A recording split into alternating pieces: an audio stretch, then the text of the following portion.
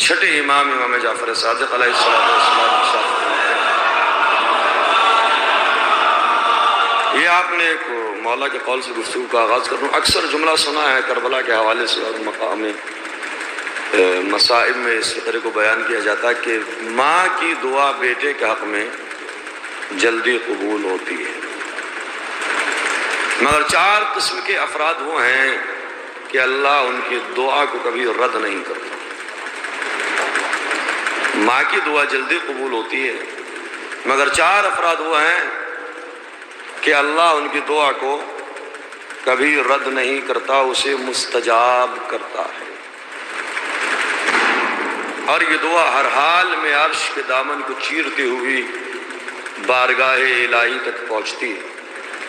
پہلی دعا دعا الوالد لولدہ، باپ کی دعا اپنی اولاد کے حق میں ہر حال میں قبول ہوتی ہے۔ باپ کی دعا اولاد کے حق میں ہر حال میں قبول ہوتی ہے۔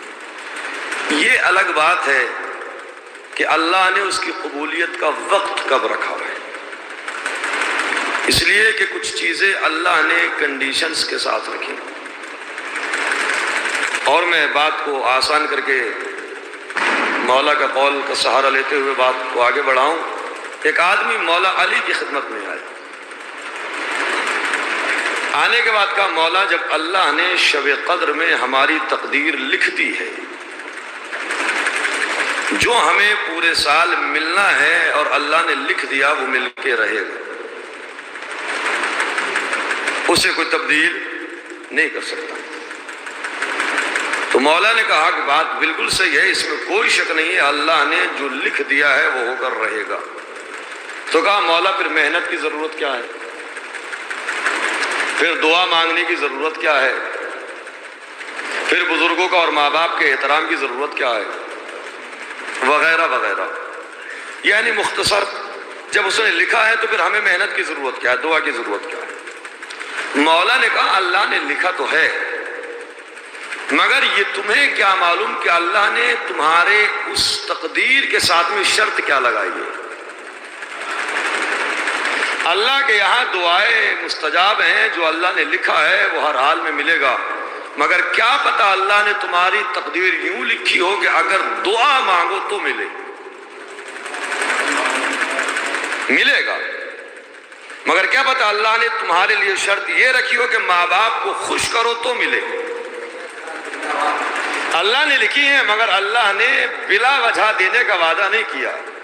جیسے اللہ موت کو اپنی طرف نسبت نہیں دیتا، کوئی نہ کوئی حرض مرض بیماری پریشانی، کیسے مر گئے، ارے صاحب یہ پرابلم ہو گئی تھی، وہ وقت موت کا معین ہے، مگر اللہ کوئی نہ کوئی بہانہ دیتا ہے۔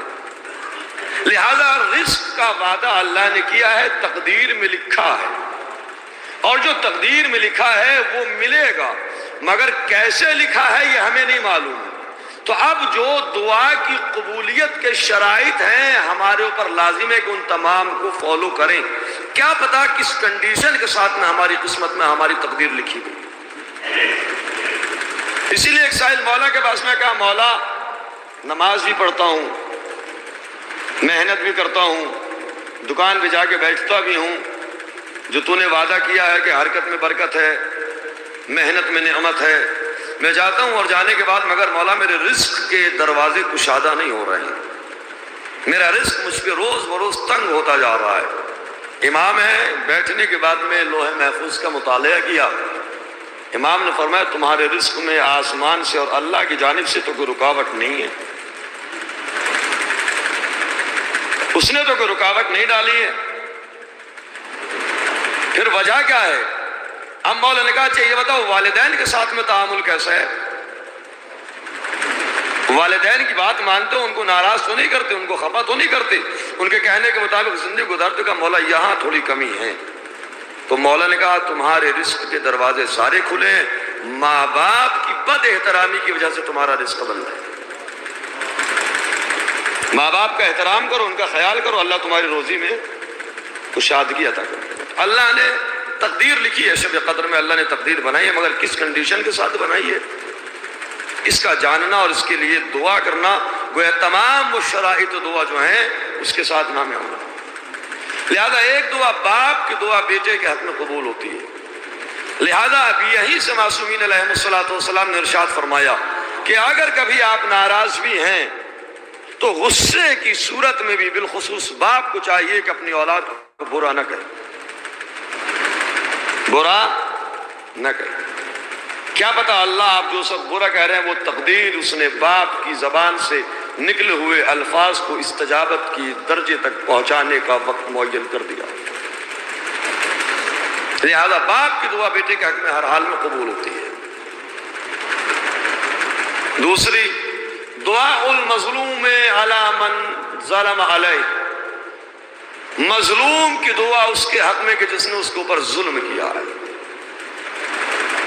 اسی لیے پانچویں امام محمد باقر علیہ السلام سے پوچھا،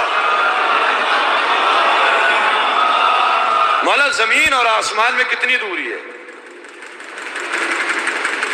تو مولا نے فرمایا کہ مظلوم کی آہ جتنی دیر میں اس کے منہ سے نکلتی ہے یہ فاصلہ ہے زمین و آسمان کی دوری کا۔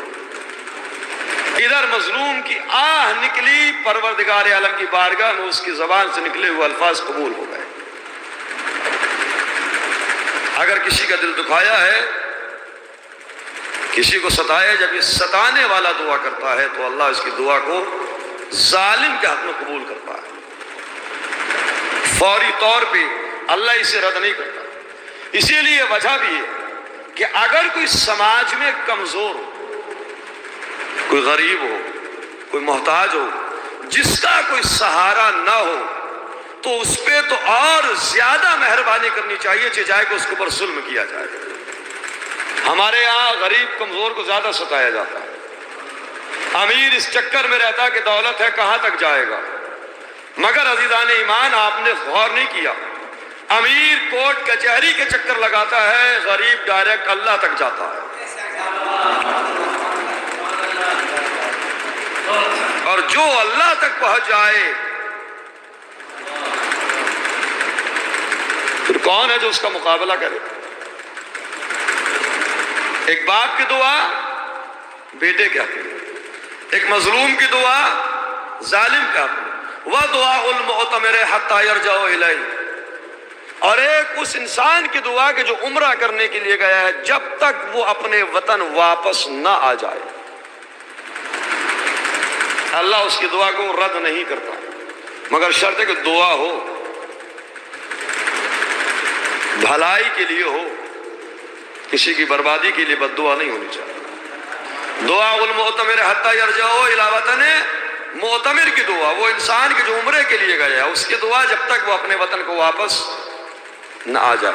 وَدُعَاءُ الصَّائِمِ حَتَّى يَفْطِرَ، اور روزے دار کی دعا جب تک وہ افطار نہ کر لے۔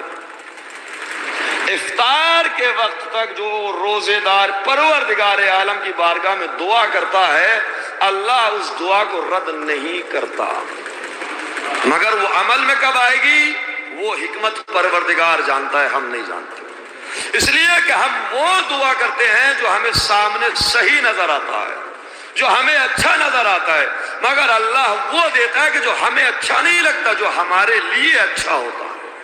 صلوات پڑھیں گے محمد والے۔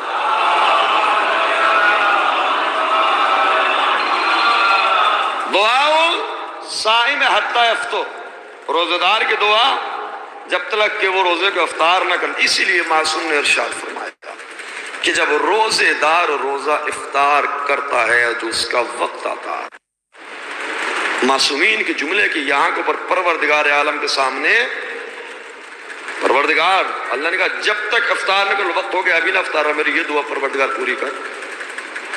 جیسے بچہ ماں باپ سے اکڑ سے مانگتا ہے، مگر اس کی اکڑ میں مقابلہ والی اکڑ نہیں ہوتی ہے، اپنی خواہش نہیں، مجھے آپ سے چاہیے۔